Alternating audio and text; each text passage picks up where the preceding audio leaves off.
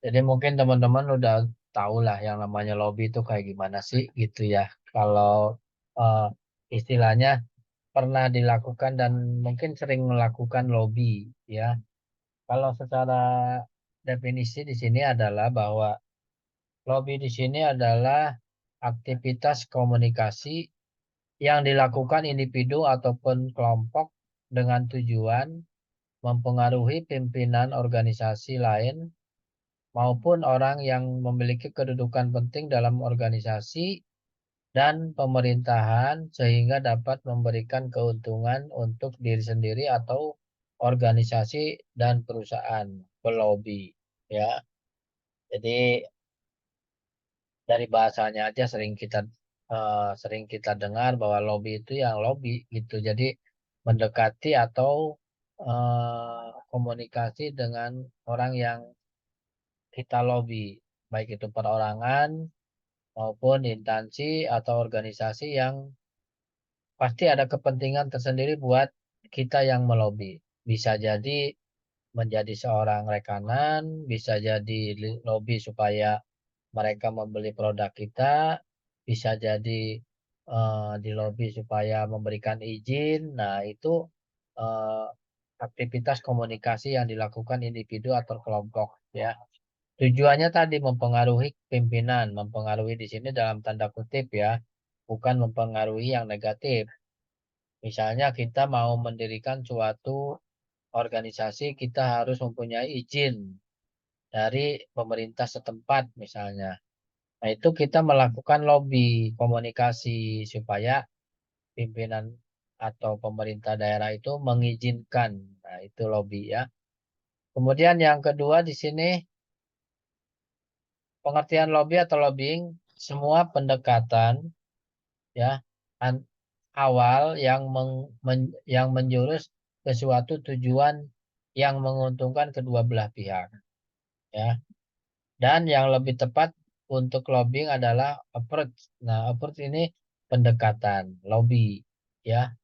Jadi kalau kita pengen misalkan produk kita diterima dengan baik oleh masyarakat, kita harus lobby masyarakat ya atau mungkin istilahnya pendekatan kepada masyarakat memperkenalkan produk kita. Nah, itu approach ya. Di sini sehingga definisi secara keseluruhan bahwa lobby dapat disusun sebagai suatu upaya ataupun pendekatan approach ya yang dilakukan oleh satu pihak yang memiliki kepentingan tertentu untuk memperoleh dukungan ya dari pihak lain yang dianggapnya memiliki pengaruh atau wewenang dalam upaya pencapaian tujuan dan yang diinginkan. Nah, itu adalah lobby ya. Mungkin saat ini udah mulai ada apa namanya caleg-caleg ya, calon legislatif itu itu harus pandai-pandai melobi approach pendekatan kepada masyarakat supaya masyarakatnya mau memilih dia. Nah, ya, jadi lobby di sini banyak banyak hal ya. Bisa lobby secara personal, bisa lobby secara pakai materi, ya kalau bahasa orang eh, pemilihan umum mah serangan pajar istilahnya, ya itu adalah lobby. Jadi supaya kalau kita ngelobi orang yang berpengaruh, misalnya kalau di satu daerah itu ketua RT, ketua RW, nah itu akan mempengaruhi masyarakatnya dengan hanya ketua yang kita lobby hanya ketua RW-nya saja misalnya, ya termasuk di perusahaan juga, ya kalau perusahaan itu besar, kita lobby supaya bisa mendukung perusahaan kita yang perlu dibina oleh perusahaan yang besar, perlunya lobby.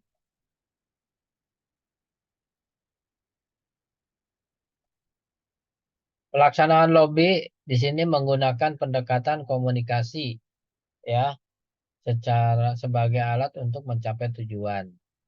Aktivitas komunikasi dapat dilakukan oleh individu, kelompok maupun organisasi baik itu profit maupun non-profit melalui atau maupun lembaga pemerintah. ya. Jadi lobby di sini bisa perorangan atau organisasi, tergantung, ya. Kalau kita misalkan mempunyai suatu barang untuk dijual, kita lobby atau komunikasi dengan masyarakat supaya membeli barang kita. Nah, itu pribadi, ya. Tapi kalau organisasi atau kelompok, ya pasti ada bagian yang marketingnya supaya bisa melobi masyarakat supaya membeli dan mencintai produk punya kita, ya. Kemudian yang ketiga, media komunikasi yang digunakan adalah cetak. Bisa cetak, ya cetak di sini bisa berupa baleho, bisa berupa pamflet, spanduk, banner. Kemudian elektronik, ya di sini elektronik bisa berupa videotron atau mungkin media, ya. Kemudian budaya dan sebagainya, ya. Yang melalui media tersebut dapat menggunakan bahasa verbal maupun nonverbal, ya. Jadi kalau misalkan lobby di sini tadi bisa orang perorangan, bisa organisasi, dan bisa langsung atau melalui yang teman-teman lihat kalau di pinggir jalan ada yang namanya pamflet, baleho, bahwa misalkan salah satu partai menunjukkan Indonesia Maju. Nah, itu adalah suatu lobby yang bisa berupa pamflet, ya. Lobby sebetulnya lobby secara keseluruhan kepada mereka yang lewat. Ya, biasanya kalau udah mendekati pemilihan presiden dan wakil presiden biasanya juga banyak spanduk atau baleho-baleho yang di pinggir jalan yang memuat gambar calon-calon pemimpin. Nah, itu secara tidak langsung dia berkomunikasi ngelobi masyarakat supaya dia memilih sesuai dengan gambarnya, gitu, ya. Pendahuluan di sini ada pendahuluan apa sih ini? Oh, ini ke sini, sorry. Oh, ini salah ini pengendalian. Nah, ini sorry tadi kelewat. Tujuan lobby, ya. Di sini tujuan lobby atau komunikasi, ya, dalam suatu bisnis ini tujuannya aktivitas atau komunikasi yang dilakukan untuk mempengaruhi kayak meyakinkan orang. Jadi kita harus bisa meyakinkan orang, lobby, ya. Makanya kalau dalam suatu apa namanya perusahaan atau produk, biasanya orang yang marketing lah yang biasa ngelobi, ya, dengan bahasa yang mudah dicerna, dengan enak, dengan ramah. Nah, itu adalah untuk mempengaruhi supaya orang itu mau membeli, ya. Nah, fungsi lobby mempengaruhi pengambil keputusan, ya, agar keputusan tidak merugikan para pelobi. Yang kedua, lobby juga berfungsi untuk menafsirkan opini pejabat pemerintah yang kemudian diterjemahkan dalam kebijakan, ya. Yang ketiga, memprediksi apa yang akan terjadi secara hukum dan memberi memberi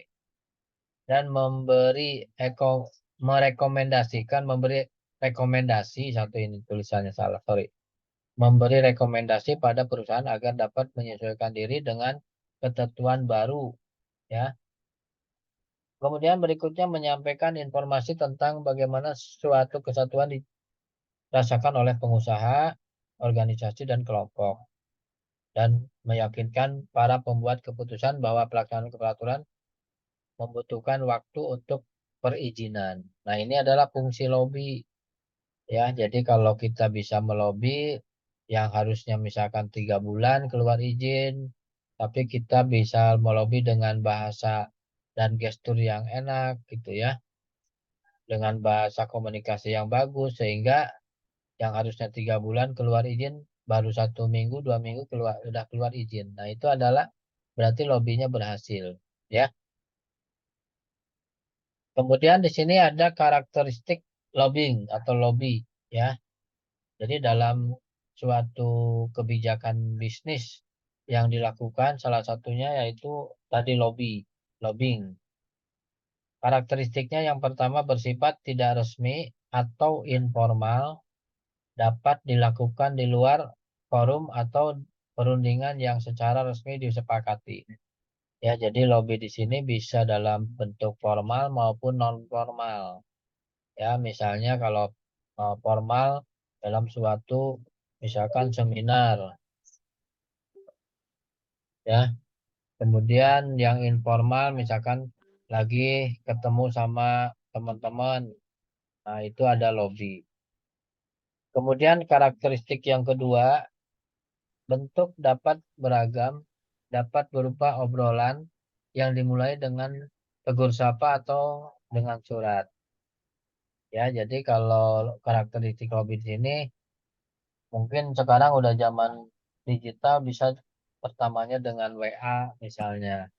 WA-an akhirnya eh, apa namanya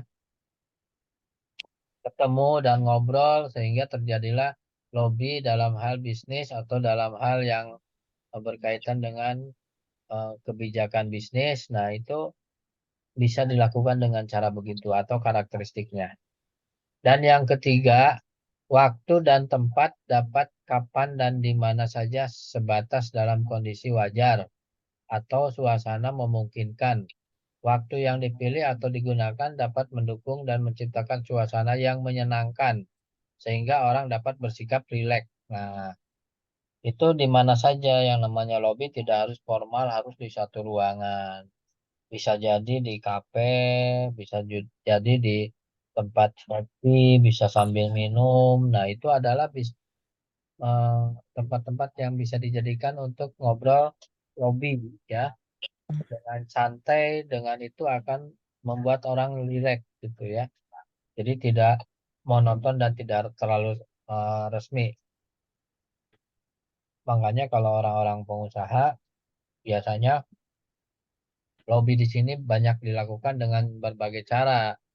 Misalnya dengan sambil kita atau sambil olahraga golf misalnya atau sambil minum kopi atau sambil jalan, sambil di pantai banyak lah gitu ya. Jadi lobby di sini tidak harus formal di satu ruangan depan-depanan, dekat di hadangin satu meja nggak harus begitu ya.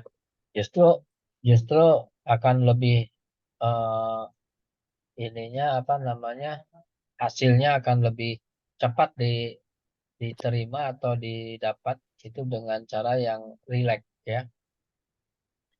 Kemudian yang berikutnya bahwa karakteristik lobby di sini pelaku atau aktor atau pihak yang melakukan lobby dapat beragam siapa saja yakni pihak yang berkepentingan dan dapat pihak eksekutif atau pemerintah, pihak legislatif, kalangan bisnis, aktivis, LSM, tokoh-tokoh masyarakat, organisasi masyarakat, ormas ya, atau pihak lain yang terkait pada objek lobby. Ya, jadi tergantung kepentingannya. Kalau di politik mungkin lobbynya supaya masyarakat percaya dan memilih yang dia promosikan misalnya ya.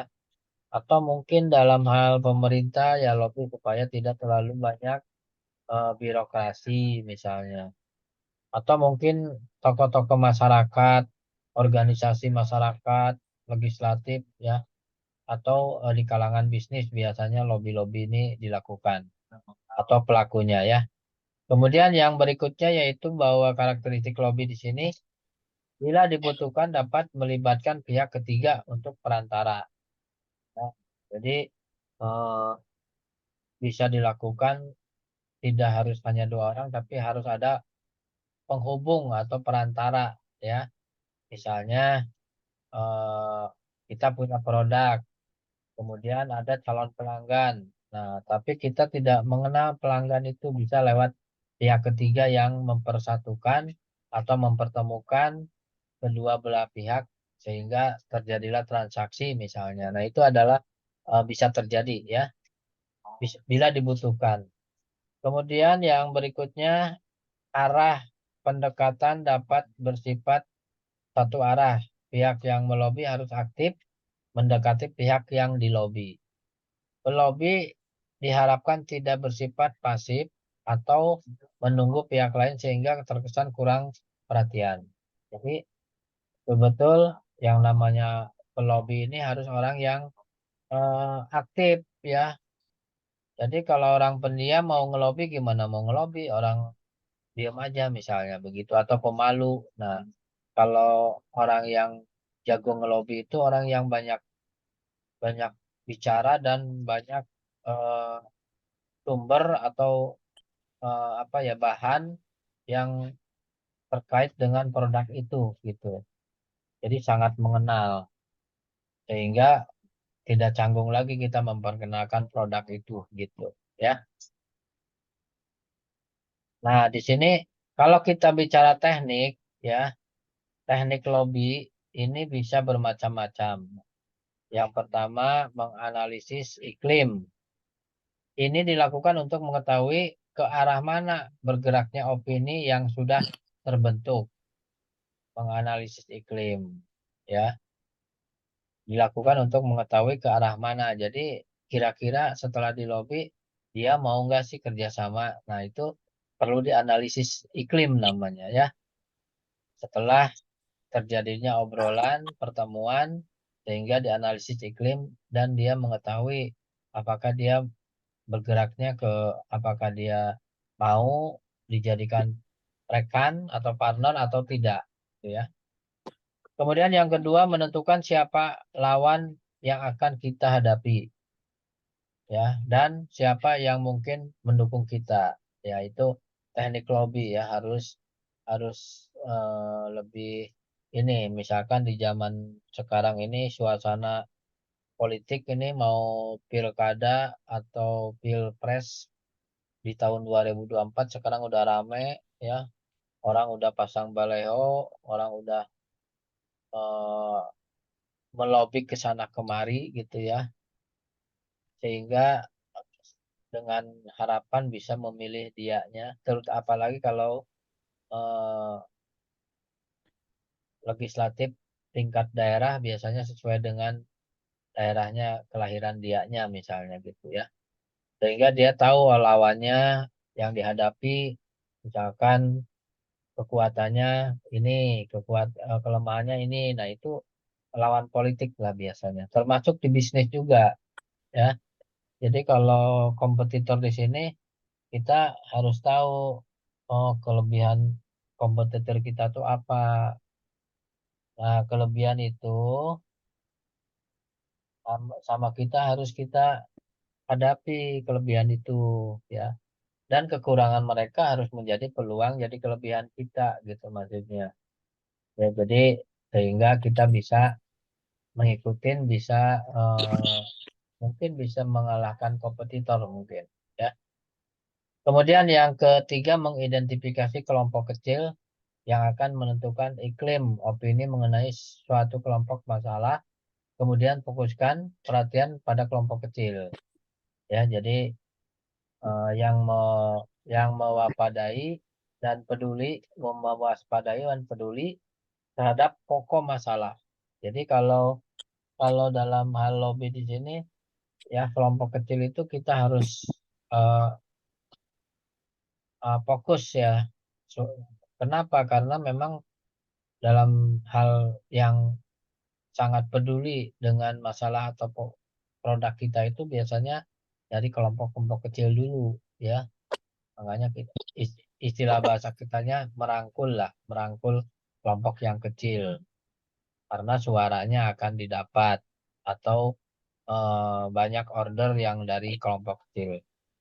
Yang terakhir membentuk koalisi dengan berbagai kelompok yang dengan kelompok yang setuju dan akan menyetujui adanya perubahan guna mendukung kita.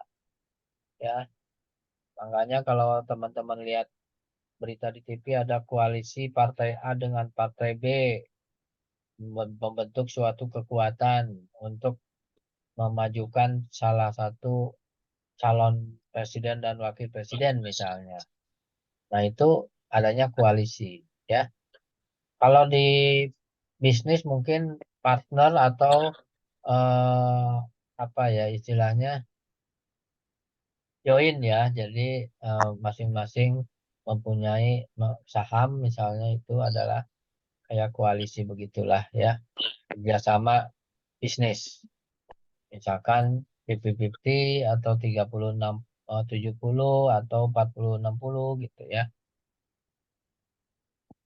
Itu adalah teknik lobby. Kemudian yang berikutnya apa nih? Wah, ternyata sudah habis. Oh, masih ada ini. Kenapa nih?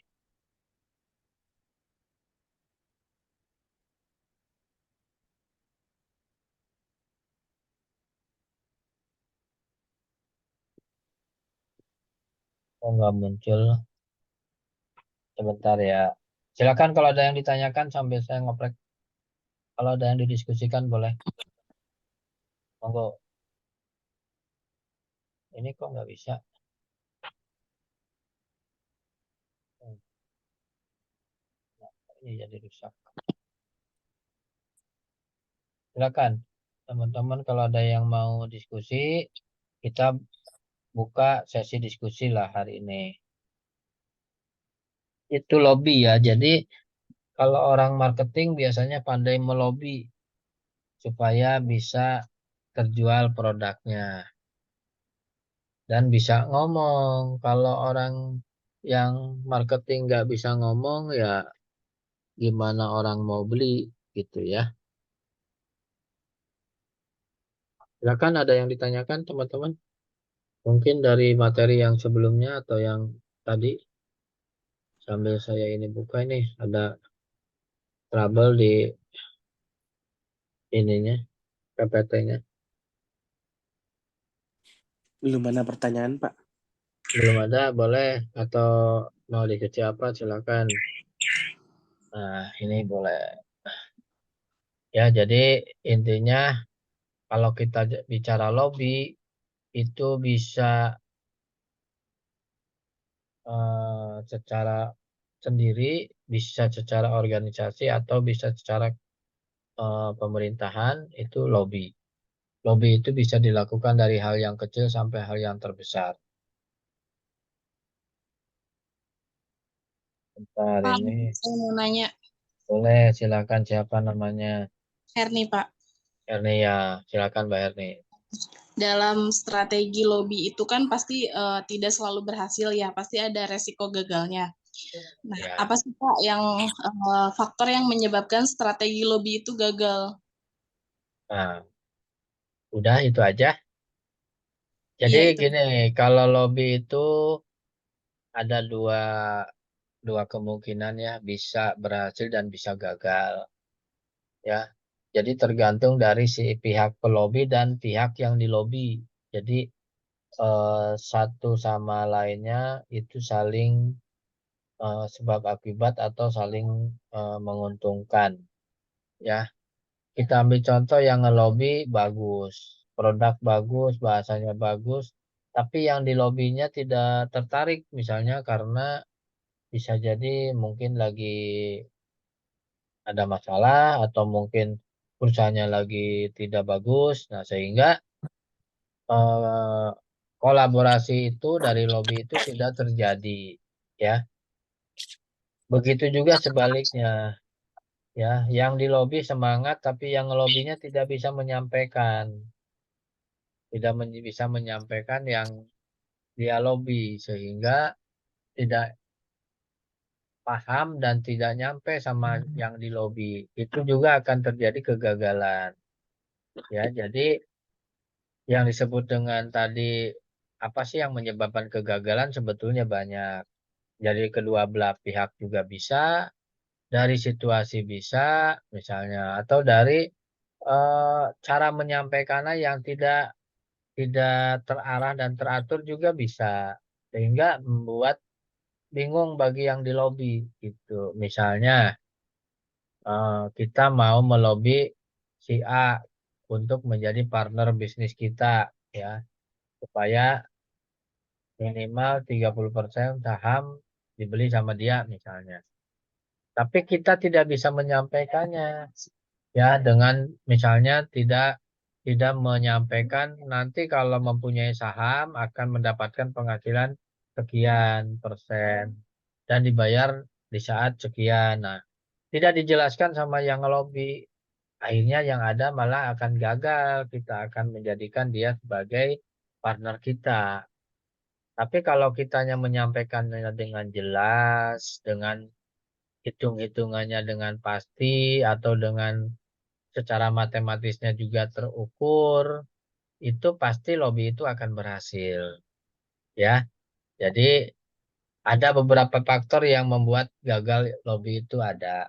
Dari pihak pelobi sendiri, dari pihak yang dilobi, dari situasi, atau mungkin dari hal-hal yang tidak disangka-sangka atau tidak diduga ya, misalnya kita lagi mau melobi misalkan eh, seorang pemodal atau pengusaha juga misalkan mau ngelobi supaya kita bisa kerjasama, tapi di saat kita baru cerita pembukaan ternyata tiba-tiba ada urgent telepon misalnya, itu akan gagal juga, bisa di reschedule lagi begitu. Jadi yang pertanyaan Herni itu tadi, faktor apa saja sih yang membuat gagal? Banyak ya.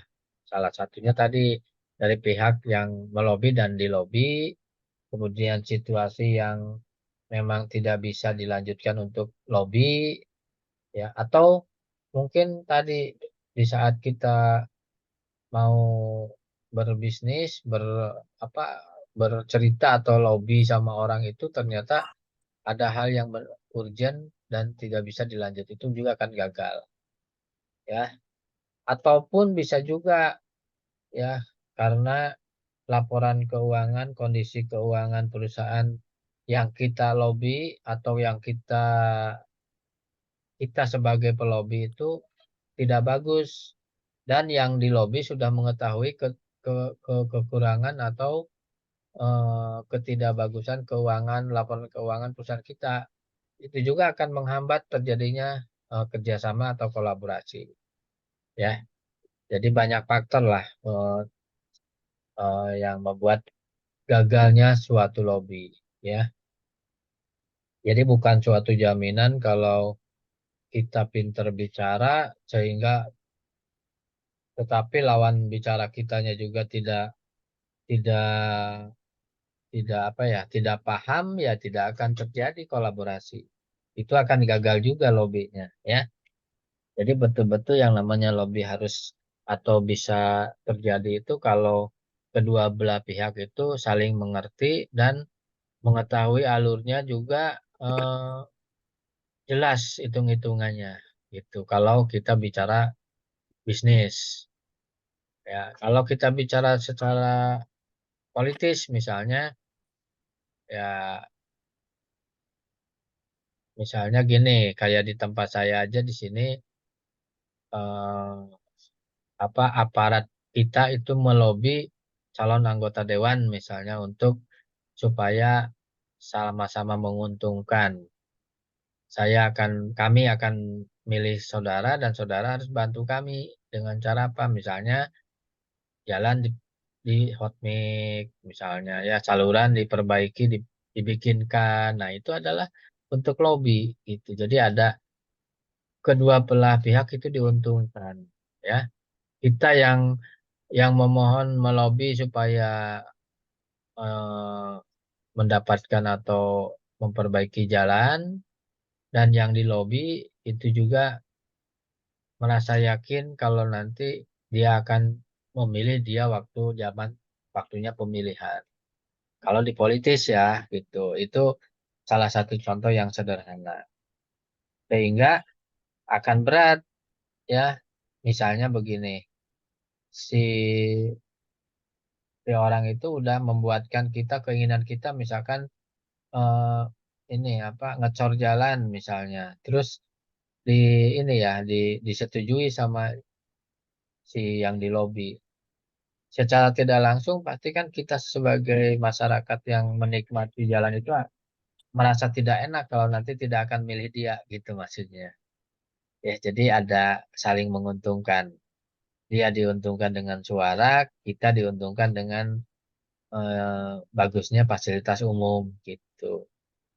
Ya, jadi balik lagi ke tadi, sebetulnya yang membuat lobby itu gagal atau tidak terjadi karena ada sesuatu yang eh, ada something kalau bahasa Inggrisnya itu ada sesuatu yang mungkin tidak klik dengan kedua belah pihak.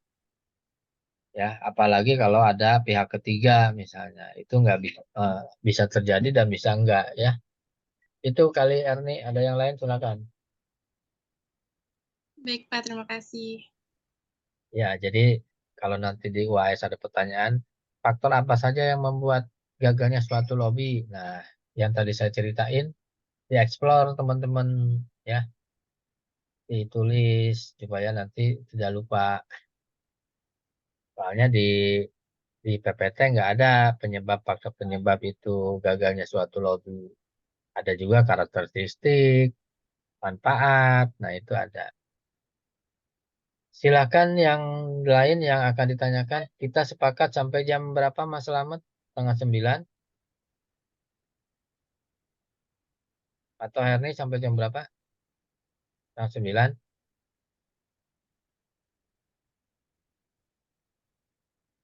Silakan, ada yang ditanyakan?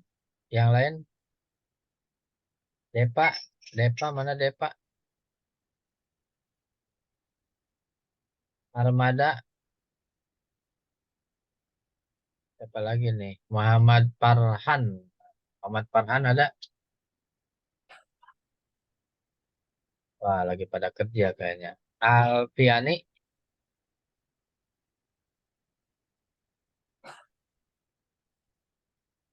Oke, siapa yang mau menanyakan atau kita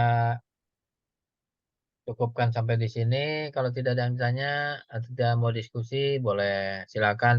Kalau mau sampai sini aja ditutup dengan doa, silakan. Siapa yang mau memimpin? Tapi kalau mau ada diskusi, silakan.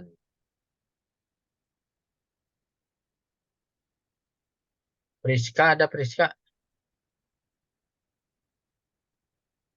Oh, nggak ada. Lagi sambil kerja kali. Maulidiatun? Hadir, Pak. Kita sampai jam berapa Maulidiatun? Sampai setengah 9?